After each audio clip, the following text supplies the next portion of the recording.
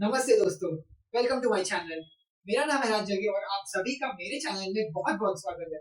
तो आज हम एक ऐसे टॉपिक के बारे में बात करने वाले हैं जो कि सिर्फ पॉलिटिकल साइंस के स्टूडेंट्स या फिर हिस्ट्री के स्टूडेंट्स के लिए इम्पोर्टेंट नहीं है। हमारे इंडिया के हर एक सिटीजन को इस टॉपिक के बारे में पता होना चाहिए। डेमोक्रेसी और भारत के रिलेशनशिप के बारे में। ये रिलेशनशिप कई हजारों सालों पुराना है।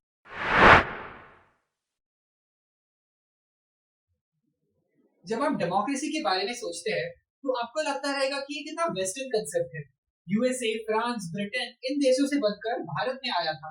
लेकिन क्या आप जानते हैं जब ये सारे देश अपने स्टोन एज में थे तभी भारत में डेमोक्रेसी पलक रहा था। इसके हमें अर्ली एग्जांपल्स वेद काल में मिलते हैं जब सभा और समिति नाम की दो असेंबलीज हुआ करते थे हर गांव में। इन्हें आप कंपेयर कर सकते हैं आज की राज्यसभा और लोकसभा से। सभा को आप राज्यसभा से कंपेयर कर सकते हैं जिसमें एक पर्टिकुलर कैटेगरी के लोग आते हैं और अपना मत रखते हैं। लेकिन समिति इसमें हर वर्ग के लोग आते थे। यंगस्टर्स, बुजुर्ग, औरतें, पुरुष, किसान, मजदूर, राजा, हर लोग आते थे। एविडेंसेस से हमें ये भी पता चलता है कि हड़प्पन सिविलाइजेशन में भी यही टाइप की डेमोक्रेटिक अप्रोच दी गई थी।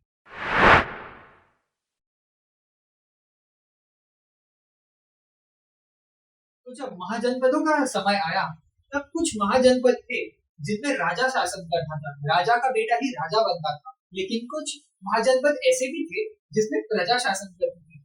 वो अपने महाजनपद का लीडर खुद चुनते थे। इनके एग्जांपल्स मैं दे सकता हूँ जैसे कि वज्जी, मल्ल, लिच्छावी। लिच्छावी काफी अच्छा एग्जांपल है क्योंकि गौतम बुद्ध भी इसी क्लान से बिलोंग करते थे।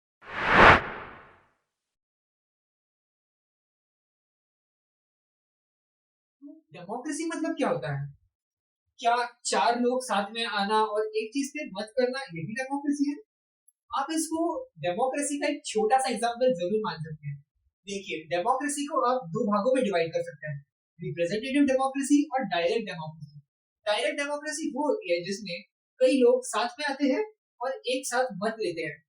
ये जनरली ऐसे एरियाज में यूज हुई जाती है जिनमें कम जनसंख्या हो। लेकिन जैसे कि भारत राष्ट्र में फॉलो होती है रिप्रेजेंटेटिव डेमोक्रेसी, जिसमें हम अपने विधायक, सांसद खुद चुनते हैं और यही विधायक, सांसद लोकसभा और अपने हर राज्यों के सभा में जाकर हमारे पक्ष में अपना डिसीजन लेते हैं। आज भारत में 80 करोड़ एलिजिबल वोटर्स हैं। इसीलिए हम कहते हैं कि भारत राष्ट्र दुनिया का सबसे बड़ा लोकतांत्रिक राष्ट्र है।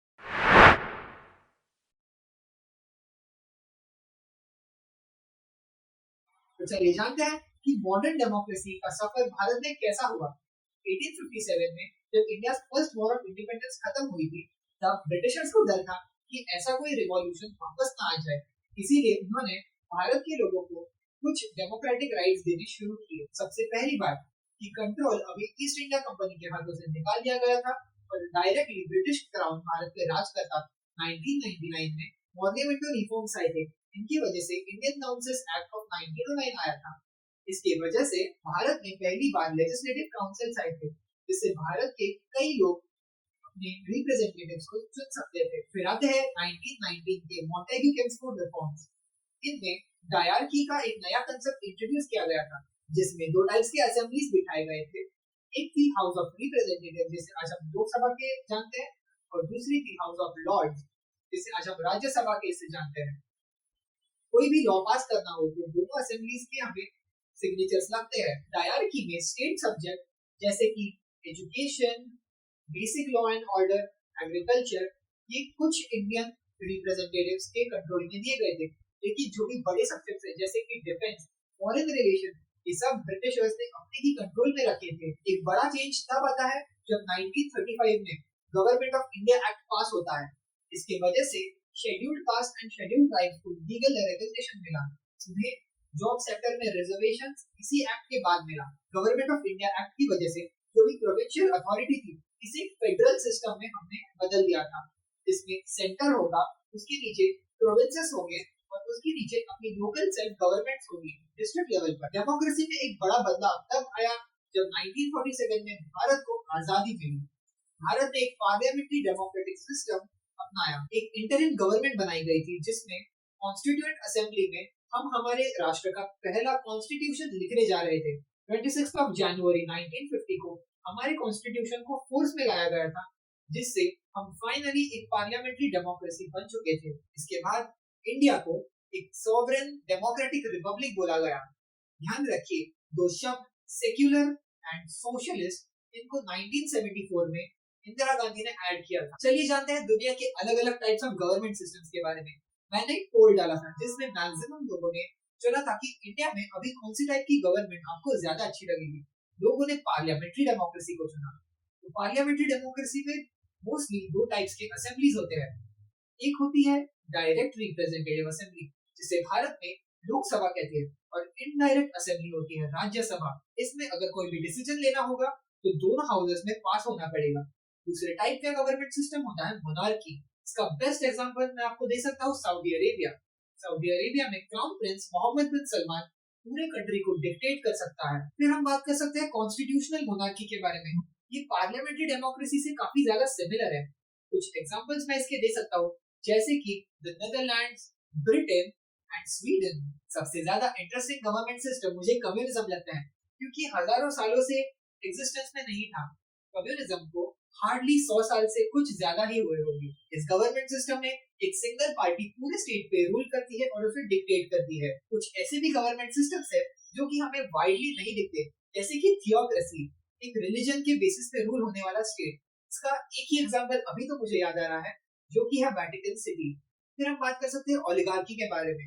इसका अभी कोई भी एग्जांपल मुझे तो याद नहीं आ रहा। अगर आपको पता है तो आप मुझे कमेंट में बता सकते हैं। ओलिगार्की एक ऐसा स्टेट होता है जिसमें कई लोग, मोस्टली रिच एलिट्स, एक स्टेट को रूल करते हैं।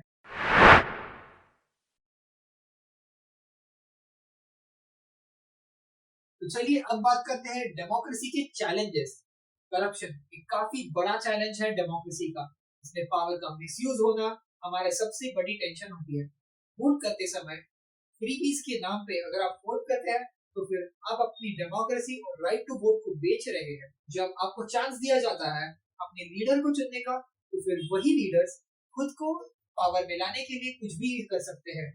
इससे पॉलिटिक्स का क्रिमिनलाइजेशन बहुत ज्यादा बढ़ चुका है। लोकतंत्र में पॉलिटिशियंस को जीतने के लिए वो किस भी हद पर हमें बांट सकते हैं, जैसे कि जातिवाद करके, धर्म के बीच में बांटकर, सिर्फ अपने वोट बैंक को बचाने के लिए। और हमारी मीडिया, ये भी, जिसे हम फोर्थ पिलर कहते हैं डेमोक्रेसी का, ये भी बहुत बड़ा रोल प्ले करती है क्रिमिनलाइजेशन करने में और एक बायस क्रिएट करने में। मुझे देखकर अच्छा लगता है कि आज लोग अवेयर हो रहे हैं इन सारी चीजों के बारे में और हर एक चीज को क्वेश्चन कर रहे हैं। तो कंक्लूजन क्या है आज के इस वीडियो का? देखिए, डेमोक्रेसी एक गिफ्ट है, एक वरदान है। हम सभी को सिर्फ प्रोटेक्ट करना चाहिए। कि हमारी जिम्मेदारी बनती है कि कोई भी इस डेमोक्रेसी से छेड़छाड़ ना करे। आपका क्या मानना है? क्या भारत की डेमोक्रेसी सच्ची में सेफ है या फिर इसमें रिफॉर्म्स लाने चाहिए? प्लीज मुझे कमेंट्स में बताइए। अगर आपको मेरा ये वीडियो इन्फॉर्मेटिव लगा तो प्लीज मुझे सब्सक्राइब कीजिए। ये मेरा पहला वीडियो है। मैं ऐसे और भी बहुत सारे वीडियोस बनाऊंगा। Thank you. जय हिंद।